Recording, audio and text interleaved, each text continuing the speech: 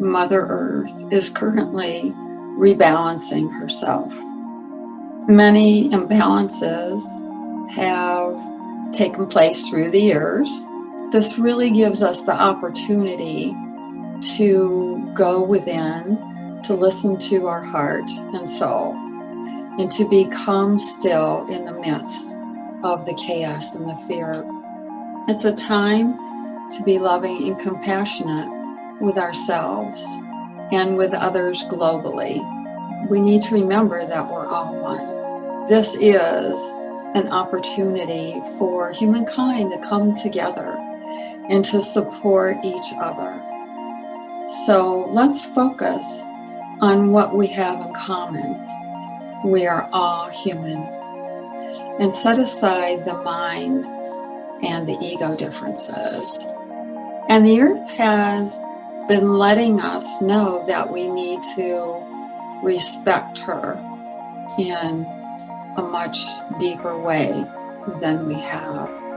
Let us listen to our hearts and our souls and learn to live in harmony and balance with each other, with ourselves, and with Mother Earth. It's a challenge to not get lost in the fear and all that's been happening. And the star beings as well are assisting us during this time.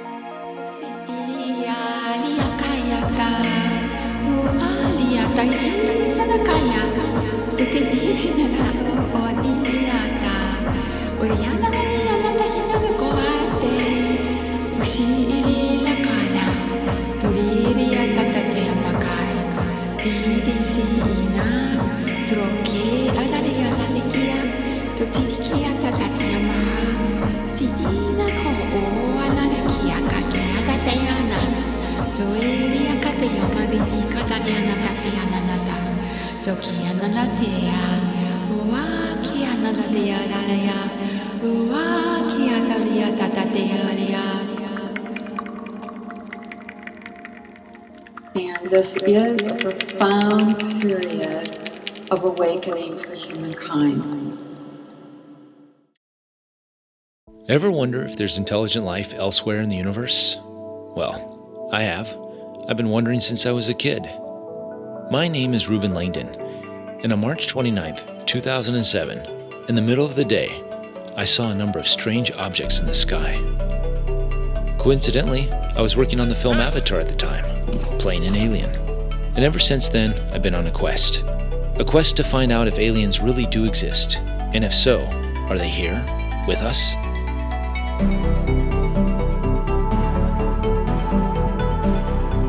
If beings of higher intelligence are here, what is their purpose? Why don't they make themselves more known? Why the secrecy? I've asked these questions to many experts, yet each seems to have a different theory. So I thought to myself, why not ask the aliens directly? So that's what I set out to do. Well, sort of.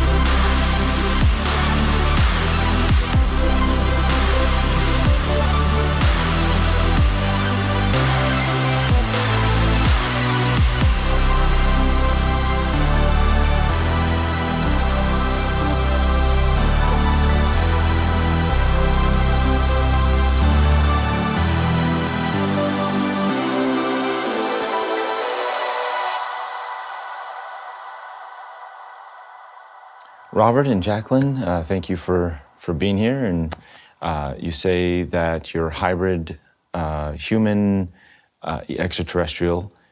You have actually DNA that's hybridized, and you've also had just an amazing set of encounters and experiences that are ongoing with different beings. So I'd love to get into that. And it seems that we're all hybrids to some extent.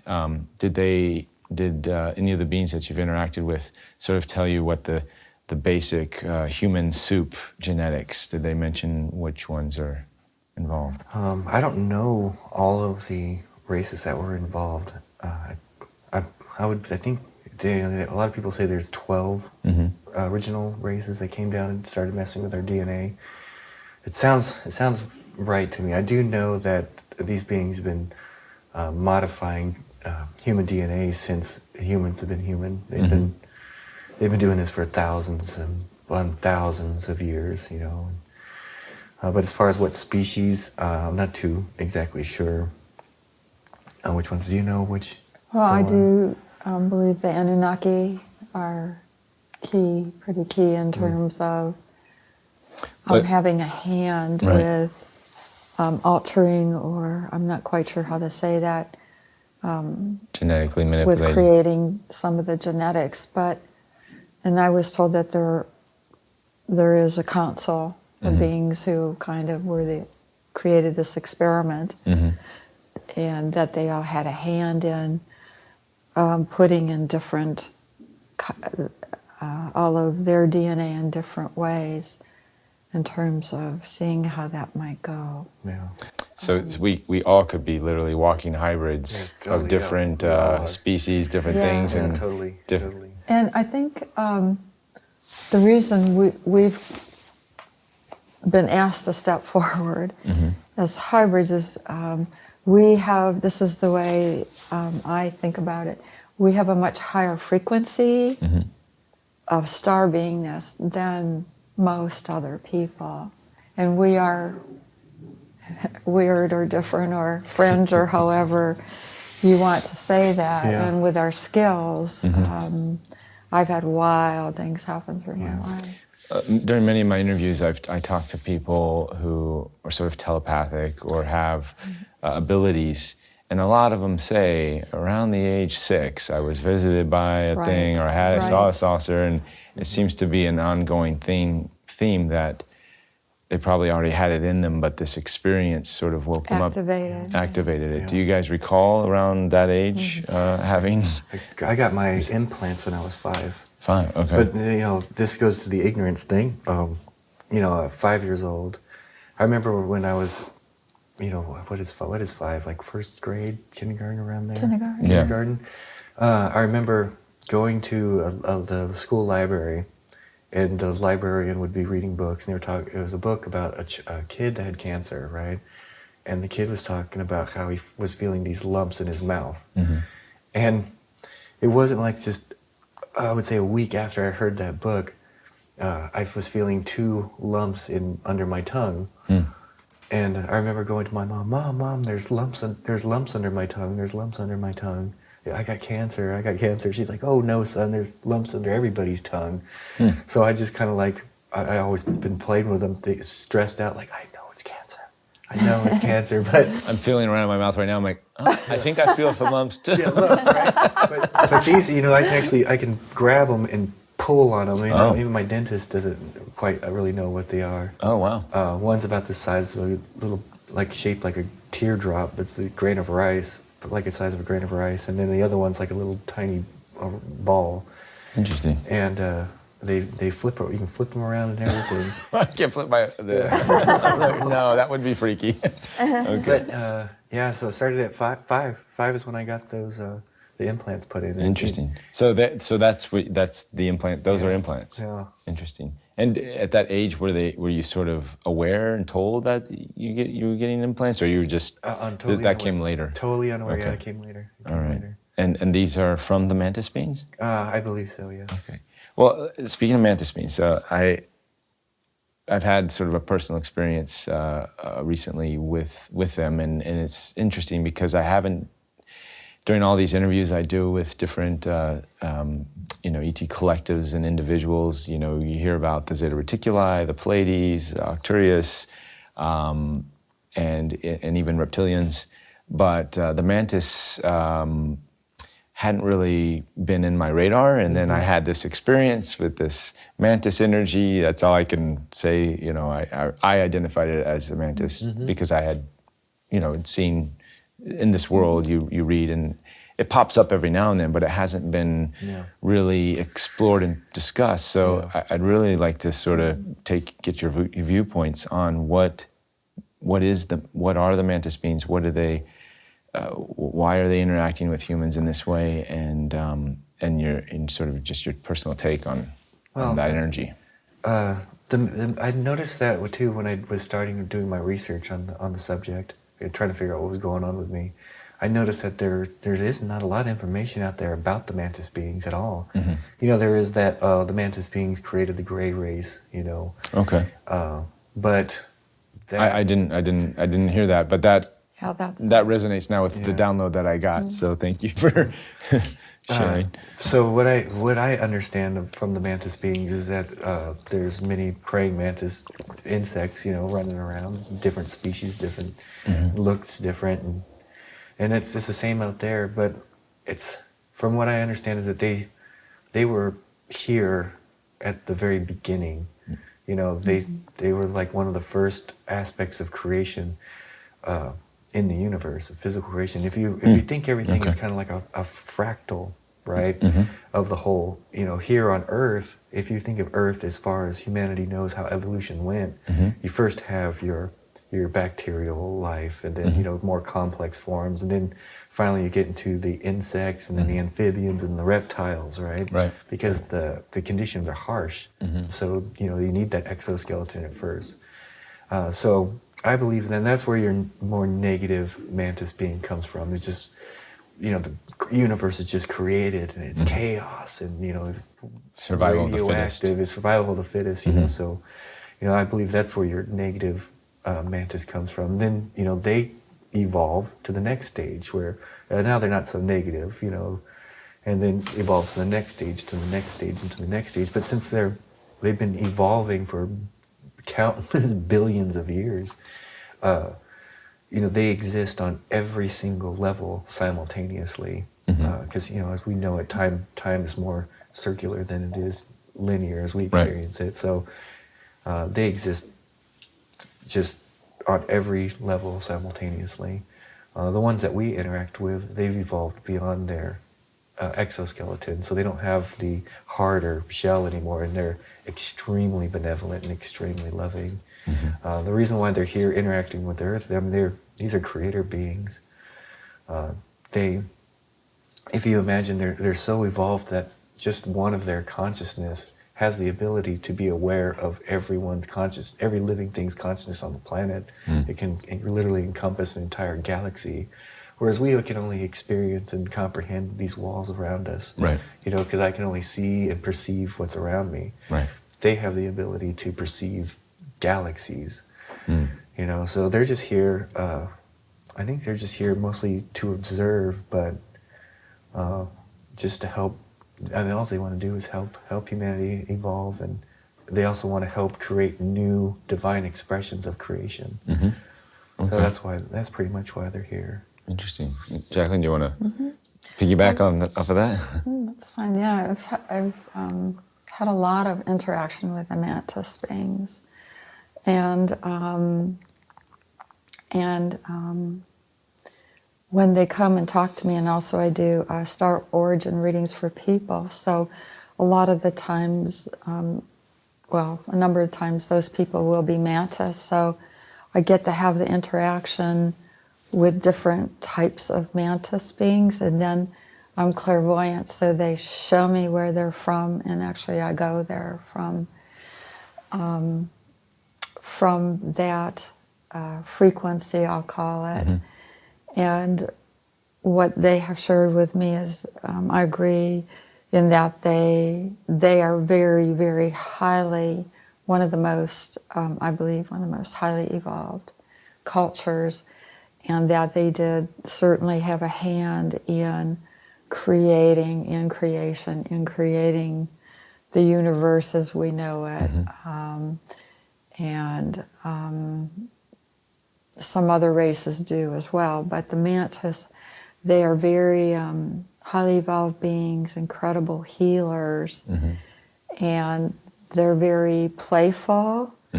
They love to laugh and have fun, so they show up at my house all the time, and they like to dance. It sounds silly, but they like to do movements. And one morning I was actually laying in bed, and 8 of them showed up in my bedroom. This is very common for me, yeah.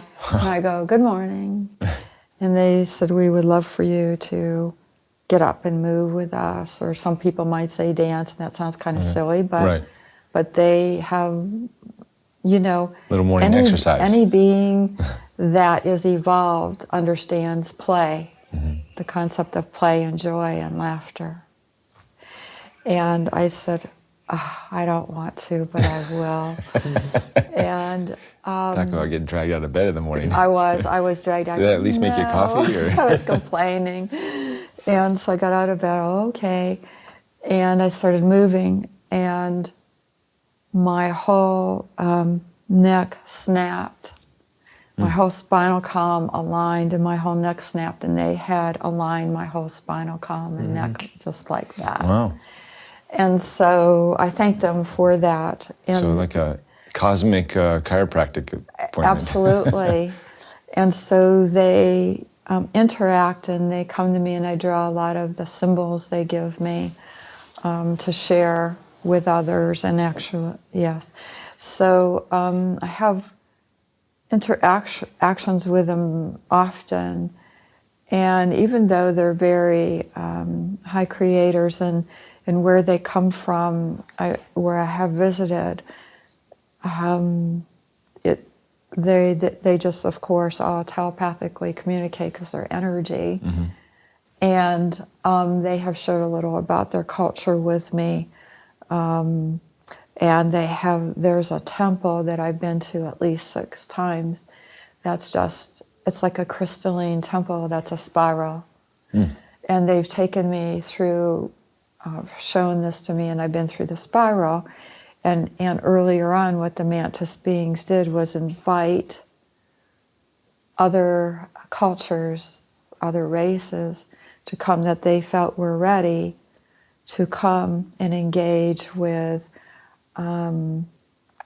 being a part of it's not really a ritual, but with experiencing this crystalline temple where they would go through the spiral, and it would actually help their DNA to evolve.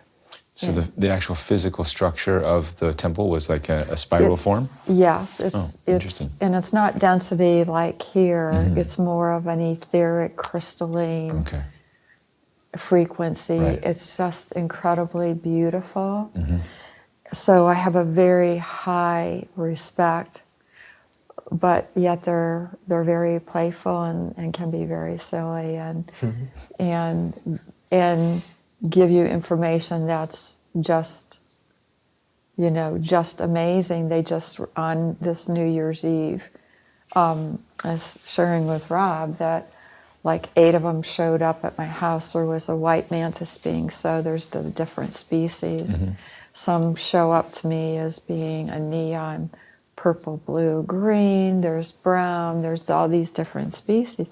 So they all showed up, and they were around me most of the day, and I understood they were preparing me to write down this DNA code from them, which I did. And after I wrote it down, my body shook for half an hour because it was such high frequency. And I thanked them because I was so moved that I could, have the opportunity to allow that to just sit and come through.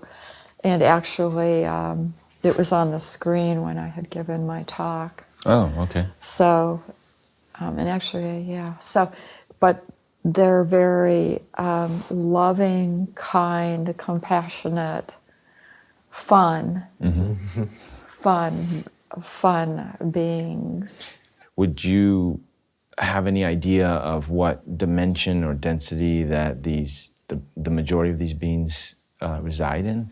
Well, you're asking about the mantis? Yes, the mantis being. From my perspective, and again, there's different species that are in different frequencies. Those who I interact with are I would classify them more with the angelic realm, definitely. And when they appear to people, sometimes they will appear with the wings to not scare people. And they're not truly wings, it's their energy around them.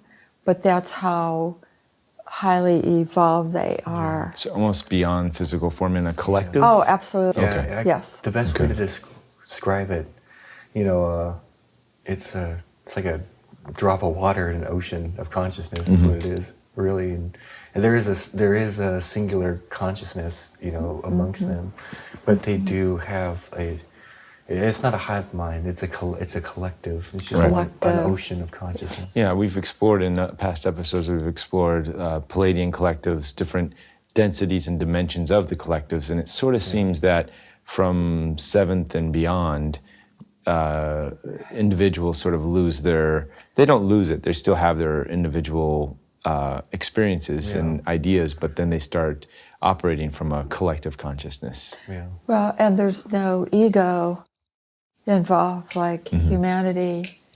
We have the ego and we need the ego here, but they don't.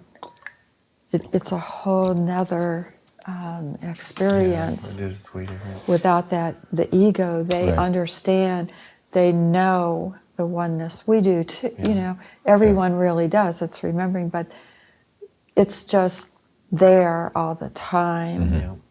The oneness, the love, the harmony, the peace. Yeah. It's a curious, you know, it's infinite curiosity is what it is. Well, because Curiosity on their behalf. They're just curious, and it gets into like how the universe was created and why we're all curious. We're all curious. It's interesting, the download I got, and you mentioned angels, so I sort of made the correlation. So the visitation I had was on the lunar eclipse. What perfect time. Yeah, what was it, back in end of September last year. Yes. And it went on for a couple hours, and I was shaking and got a full-on experience. And I've been doing this kind of work and in interviews and everything in the ET realms for a long time, but I've never had a personal experience. That's wonderful. And I was sort of getting this download of the creation, not of the universe, but of the human experience. And then I sort of related. So the Zetas came up, the Greys, and also a lot of reptilian stuff came up, and I sort of saw they were presenting to me telepathically images of, in what I was, I guess, translating in my own with these images, having to translate in feelings and all sorts of stuff was happening. But I saw sort of how reptilians saw them as angels. Does that resonate? Yeah, if you think about it, you know, you hear a lot of abduction experiences where the Mantis being's always, you know, playing an observer role. You know, they work with all the beings, I think all of them. They don't interfere with the other races so much, you know. They're just there mostly to observe, to understand every aspect of creation, and so a lot of the times they're just there as observers. You know? Yeah, I got that there was a distress call from the reptilians in a way that they wanted to evolve, I guess, out of their reptilian archetypal structure.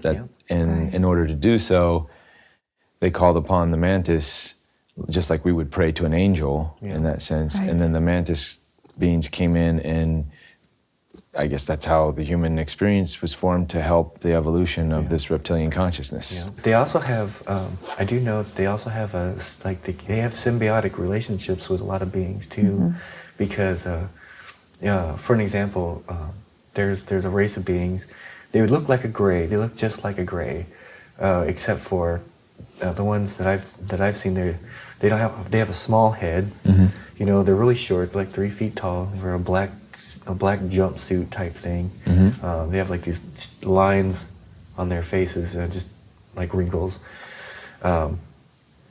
and they're created so that way the mantis beings can interact with lower dimensions sometimes. Like a lot of the times when the mantis work with me, these little gray guys act as a barrier, because I've had an experience where I was eating. My wife made some bacon wrapped jalapeno poppers, and she put the toothpick into it, and I was just gobbling them down, and I accidentally swallowed a toothpick. Oh no! And so, but I was like, okay, well, it doesn't hurt me now. I had a little upset stomach, but I'm gonna have to deal with this tomorrow. It's like 12 o'clock at night. Yeah. I mean, I'm really bad about going to the doctor when I'm supposed to. Yeah. But next thing I know, I feel my body starts stretching out, and I'll see these little beings walk in, and the mantis being behind them, and the mantis being says, this is going to feel weird, and the little guy puts his hand in my stomach, and it goes into my stomach. If you ever had a hand go into your stomach, Yeah. weirdest feeling That's ever. true. So I snapped out of it, out of my paralysis, and I grabbed the being by the head, and I had my thumb in its mouth, and it's like chewing on my thumb. I could feel its like little gums and its saliva and its soft skin, and the mantis being just it just waves its hand over me, and the next thing I know, I'm having a dream where I'm chasing butterflies. Oh. So the mantis beings, they've evolved to the point where their minds can manipulate matter. Okay. So they can, like, let's take this pillow. Levitate. Let's take this pillow for an example, right? They have the ability to make the electrons and the atoms in this pillow move to match their frequency, and so they can just move through it. So it's all they're masters of the universe. So they don't even really need technology. Right. And the work what they do with the reptilians is, like I said, it is to help them evolve and just to observe everything. So did you get the toothpick out? I did get it out. Yeah, it was fine. It's gone. But what a weird feeling having a hand digging in your stomach. Oh weird. Well, for years, people have been trying to get Robert and I together. Oh, okay. Either, over the phone and that.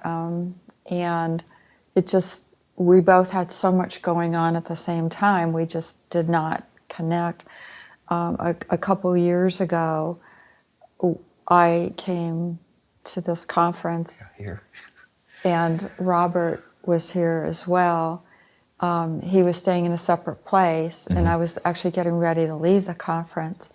So all these people were around us saying, you two got to get together now. Now's the time, now's the time. I mean, which was awesome. And we came together, and we were looking at each other, and we couldn't even speak. Our mouths just fell open, and we were just like, holy cow, and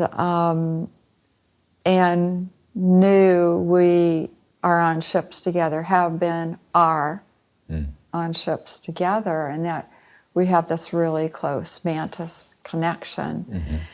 And we just really clicked. We spontaneously, when we were together, and there were a few other hybrids around, we spontaneously did the mantis bow together, and we had never, there was no way either of us could have known that, you know what I'm saying? We had never, and we just spontaneously did it. Okay. And then we went into speaking the way we do as Mantis.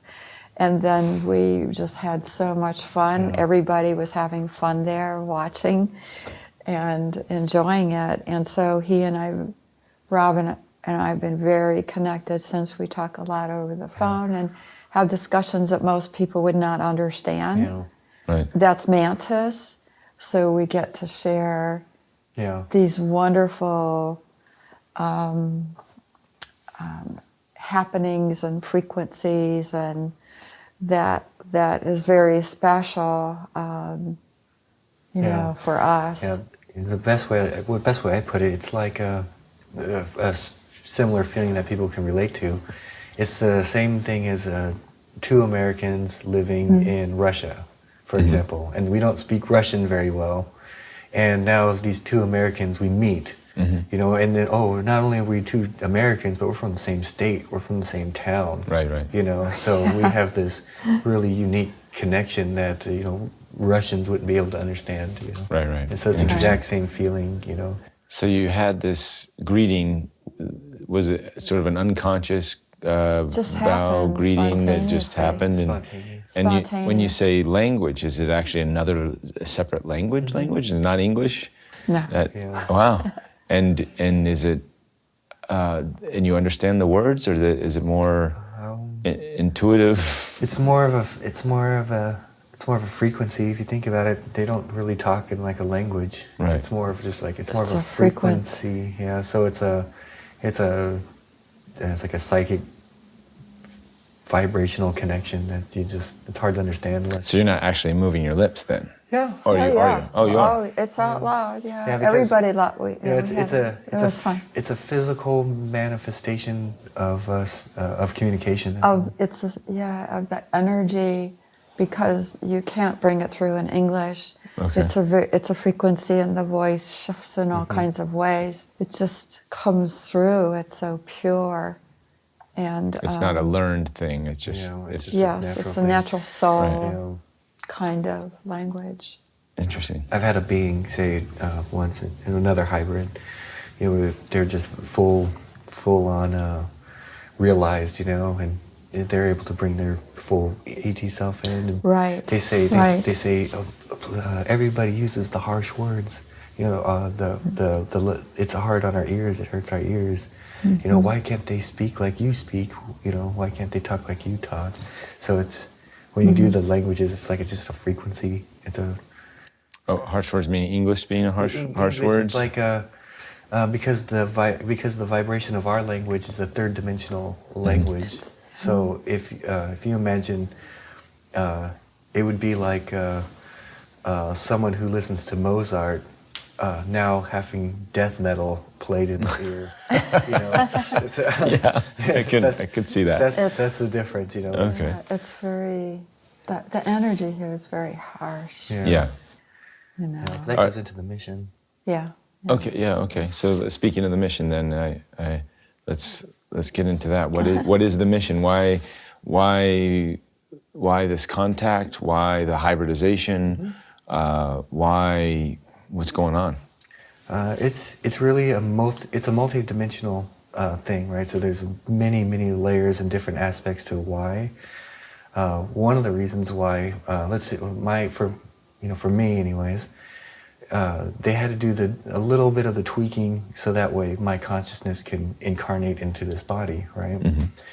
Now that doesn't make me, in all reality, it doesn't make me much different from me and you, because when that happens, I have the same thing. I forget. Yeah. You know, I don't have any memory of this. So, what happens if, like, you want to understand what it is to be, let's say, an ant, for an example, right? Well, you would come in and live the life of an ant, right? You can't just you can sit there and study them all you want, but to actually get to understand it is to incarnate as one, you know, Sure. and have the exact same, not a superpower ant, you know. Sure, some things do bleed through, like some of the psychic things and whatnot. But right. As far as me, I didn't have the psychicness or any of that. Oh, I'm sure it was there. I just didn't realize it. But you know, to live a human experience, to go through, you know, the childhood, you know, and the harshness of this reality, so that way I can better understand what it is to be a human being, just so I can understand humanity. So when they do come to introduce themselves to humanity, they can now figure out, you know, how can I do this without completely destroying their civilization? So now if you go back to the ant analogy here, imagine now you as a person looking at an ant colony, right? And let's say someone came by and kicked the anthill, right? And now we're coming down looking at it.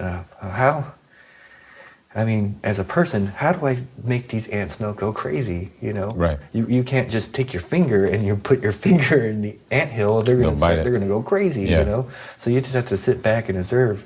And the only way they can help the ants now is to go in as an ant. Right. And tell the ants, hey guys, don't worry about the big dude up there. Right. Don't worry about it. There's no need to panic. Just rebuild they're only here to help. Or the big dude up there just wasn't paying attention and kicked over the hill. Exactly. Right, so we just got to rebuild the hill. Exactly. Okay. And so a lot of us come down to help, so it's not so frightening. And I know it's frightening because I've been through the fear. Yeah. You know, and that was a part of my mission, if you will, to go through being ignorant. I was go George Bush, you know, at the time, and bomb Saddam, and I was like just an ignorant, just, you know, a typical American, you know, America, woo, you know. Nice. And then all of a sudden, like I said, E.T. comes around, and it just scared the daylights out of me. And they didn't want it. They're not like. So you really did. Most of us sort of had this slow, you know, you sort of, for me, I discovered spirituality and martial arts, and you know, kind of been digesting this stuff. And so you went from George Bush to Mantis bean. Oh my God, yeah, Mantis wow. bean. And it, I mean, I believe that most of the human population is completely unaware of and ignorant to the reality of reality. Of reality, exactly. Yeah. What we know reality what is. reality is. Yes. So I ended up becoming a fractal of, you know, what I believe what's to come, and that's contact with the beings. And so what's going to happen at first when most of the population just has the truth smack them in the face? Right. You know, the same thing happened to me. The truth smacked me in the face. So now that I have that experience, I'm able to, you know, tell people it's okay. It's okay. Right. You know, I've worked the steps. I've gone through the trials and tribulations. In a short amount of time, it sounds like. Extremely short amount of time. Oh. Yeah, extremely. Congratulations. You're here. You're alive. Yeah, I'm alive, and you know, it's been a nightmare. I mean, if you want to get into like how it started, but you know, if you want to do your mission first. I've been an animal communicator for 36 years professionally, and I've always been telepathic and psychic. You know, earlier on, I had dreams that came true, and knew when someone was going to cross over, which was not fun to know sometimes. With the animals. With or humans, people. Oh, humans because as well. I work with both people and animals psychically, and so it's been a rough road. And my abilities developed earlier on because I had a near-death experience at 6 years old. So I went into all those realms and knew it and came back with it. And so, but in terms of that, it unfolded for me in that, and I've been through some very tough stuff in my life, as most of us have. Yeah. And had another near-death experience in my 20s, and that really set me on my path with all of this. And so really kicked me in super high gear into using telepathy. I was, other things were going on psychically as well. So I chose to use those energies to communicate with animals and to be of service. To give the animals a voice so people could understand the animals. And then I was working psychically with people as well, doing psychic readings for people. And then when I fully realized I had the ET frequencies and all of that, then I started opening and really unfolding. Things started unfolding for me to get into that. And so I see my mission as giving the message that we are all one and helping people to get in touch with who they are, because the star readings I do helps their star family show up, and I just get them connected and give messages and give them tone mantras to do to really connect. So I love doing that. It's great fun. And also I'm a certified hypnotherapist and work with experiencers to help them process their experiencers, because I've been through it all. I mean, really, with positive experience with beings, not so positive experiences with beings. And I certainly understand the human experience pretty much from A to Z, I can say. It's a pretty wide spectrum. It's been an interesting life, and I'm glad I'm at where I'm at, and so grateful to be here and have many miracles. I mean, there were have had 2 NDEs, and another time I almost died about 11 years ago. So it's been quite a walk. From an actual physical event, and then just some. Okay. Yes, so I've had a lot of miracles in order to stay here, right, and continue sharing. I love sharing with people and talking about all of this, and about star beings, and sharing about the different kinds of, cultures of star beings and their languages and symbols. And so I'm doing a lot of that now, light language and symbols with people. And I can't think of anything to do that would be more fun. Wow. Well, getting back to your guys' interactions, do you have actual memories of being on the ships that you might be able to share? And what those experience and what entailed, what's going on, or what happened? Oh my. If you want to, if you feel comfortable. Yeah, I do, but I'm trying to think of which one would be. I'll give you two experiences that I would say are my most profound experiences ever. And I drew pictures of it, and I'll to recreate my experience. I'll let you check them out. Oh, please.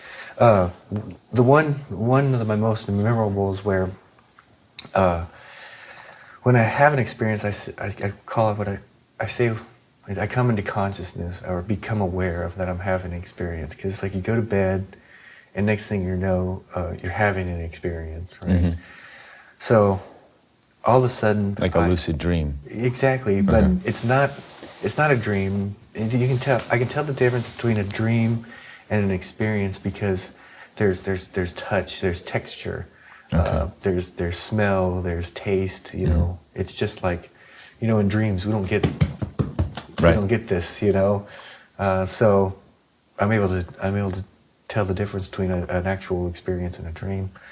And in particular one, I came into awareness, and I remember. How do I start this? Because it's so multidimensional. I remember being able to see 360 degrees around me. Okay, right. I was smaller. I was probably about the size of a tennis ball, and I was inside. I remember seeing, like, okay, here's my perspective, right? I'm seeing hands like this, and a being's face staring at me, and then I look around.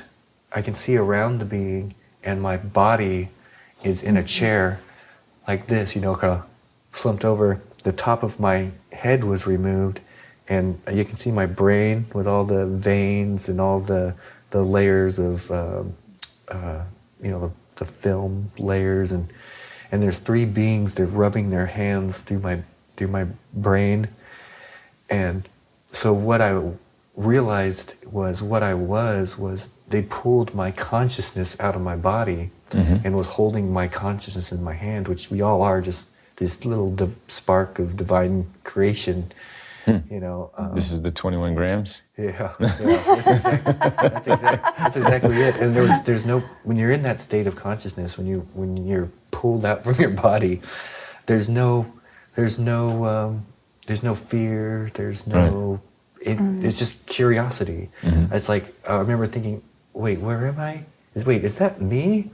Yeah, that's me. And then the being goes, the being realized that I became aware. Right. And it goes, oh, hey there. Why is a giraffe's neck so long? And I said, I don't know, why is a giraffe's neck so long? And it says, because of its vertebrae. And I remember just cracking up, right? And I remember thinking, I can't believe that this being just made an attempt at this joke. That's a terrible joke, but it's hilarious. Right. Yeah. And my body, I'm looking, look around, my body goes, hoo, hoo, hoo, hoo, hoo, Wow, that's gotta be so crazy. Human. tell me about it, right? Just melted my brain. And this is before, this is when my experiences were starting. So, Okay. At that time, I wasn't quite really, I was just like coming in, like, so when I woke up all of a sudden black, and I woke up, feel like I hit by a train. Right. There's no marks on my head. Right. Did you ever get what they were doing to your brain at that time? Later, yeah. But Okay. at that time, I had no idea. Freaked me out. And I was like waking up back in my body, back in my self, going, what the was that? That's the best I can say. What the was that? It scared the crap out of me. Wow. Because I was getting sick at that time, at the beginning of my experience. I was 210 pounds, went to 120 pounds, and the doctor said I was dying, and they didn't know why. And so I was at that time I was thinking, oh God, what are they doing to me? They're killing me, and this is bad. That wasn't the case. Yeah, so I wake up the next day and I'm just freaking out. I had to go to work at 6 o'clock in the morning, at a hardware store that I work at, and I can't call in sick. You say, hey, I was abducted by aliens last night. Can I not come into work today? And yeah, so that was one of my most profound That's experience. I found out later it's because they're just repairing the damage that was done to my brain through being diagnosed with ADD and having the antidepressants my whole life. Oh, and they wow. were just repairing the damage that was Wow, in they're my brain. repairing the pharmaceutical damage. Correct, yeah. Interesting. And I had a similar experience where they went into my brain as well to recalibrate. They told me that they had to reset and recalibrate some things after something I had gone through physically with hitting my head. And so it's a really, and I was awake. I mean, I was very aware of it. And it's such a weird feeling because I could see my brain, and I knew what they were doing, so I was okay. But they had their hands in my brain, and just shifting some things around, and they said, it's all okay, and I really trusted that. And they actually levitated me above my bed several times when I was still getting into all this and that, because they came one night to recalibrate me. And I was like not as okay. I mean, we've all been through our fear, even though we're hybrids and that we're like anybody else. We've been through our stuff, and so they showed up in my room, and I was in bed and I started running for the door thinking, and I couldn't open the door. I couldn't. And they levitated me like 5 feet above my bed. And I'm just like being levitated, and they said, do you think you can calm down now? And I just was on the bed, paralyzed, and then I was gone. So the next night they came again, and I got off the run again, and they said, are we going to go through this again? and I went, no, and I turned around, I went back into the bed, and then I was just gone again. So, but we've had to work through our fear of it. Oh my gosh, I was being levitated. Are you kidding me? Yeah, it's terrifying. I was terrified, and they said, this is what we're going to say to you. If a parent's child has had something go wrong and they need to be taken to the hospital to be administered to, and the child's kicking and screaming, saying, I don't want to go, but what is the parent going to do in the end? They're going to take the child to the hospital, and they said that's basically what we need to do with you, and to get some things, your frequencies recalibrated in your brain, And so they reset me, and even that made me feel better. And I knew they were loving, compassionate, and kind. It's that the human response, even if you don't want to. But after that, I have no trouble with experiences now. I'm just like, Yeah. hey, Oh, hi. with the experience. Good to see the you. Experiencing that. Let's go. Okay. Now I crave them. Yeah. I'm ready to visit the ship. Let's go. So, but we all go through our fear experiences too before we fully know who we are. Yeah, I think it's as a human, we experience the traumas of. Oh, just Oh my God, this is gracious. Everyone I know is I think all of humanity has PTSD. Yeah, I mean, you know? seriously, I did. Yeah. Well, And now we're getting PTSD from the drugs we're taking for the PTSD. Exactly. Yes. Exactly. Yeah, but it took me a while to process all of that. I mean, the next day I was like, but it's all a matter of perspective. I really want to say this, is that some people might be freaked out the rest of their life from that, saying they're evil, they levitated me, they paralyzed me, they took me, who knows what they did to me.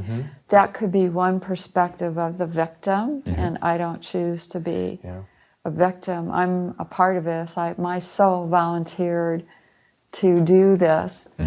And so once I got a handle and could get beyond the fear, and I know I experienced that, so I can understand when I work with experiencers, that deep fear of going like, holy crap, what is going on? And being taken. So it truly is, with everything, a matter of perspective. It truly is. That I'm an experiencer, I'm not an abductee. Which there's a night and day a difference of even saying it. Sure. Like that's one of the major thing I had to go through, was that I had the perspective of these guys were evil and taking over. Oh my God! For my first craft, I thought, this is it. This is doomsday. The ships are here to take us. I remember thinking, my first craft that I ever saw. I got a picture of that craft I'm talking about. Okay. It was like a 45-minute encounter with a ship, and I remember thinking, oh my gosh, I'm a good person. I'm a benevolent being. I'm friendly. Don't hurt me. Don't hurt me. And even my wife, with this, imagine a black triangle about this, almost half the size of a football field, with like black holes up inside of it, oozing out blue plasma. And so your wife has been she's been experiencing things along with you, I guess. If you're hanging out with a mantis, you're gonna get something. Yeah, definitely. Well, the interesting thing is that with me and my wife, they didn't start waking us both up until we both got together. So it's almost like they waited, we had that support. Because without her, I wouldn't be here talking to you. I wouldn't have survived my tribulation period, as I like to call it. There's no way in heck I would have survived it. So they kind of waited for me to have the support, And then in turn, is she having her own individual experiences as well? Oh yes, she is. Okay. She is. Wow. It's amazing. But I'm lucky that I get to share it with somebody. So lucky. Great. I just want to change this battery right quick. Sure. And then we'll go ahead and close up. Can go a lot longer if you want to. I did want one question. Yeah. You were talking about it. Oh, right. So emotional. I know. I know. I know. It means Not in front of what you were Yeah. doing.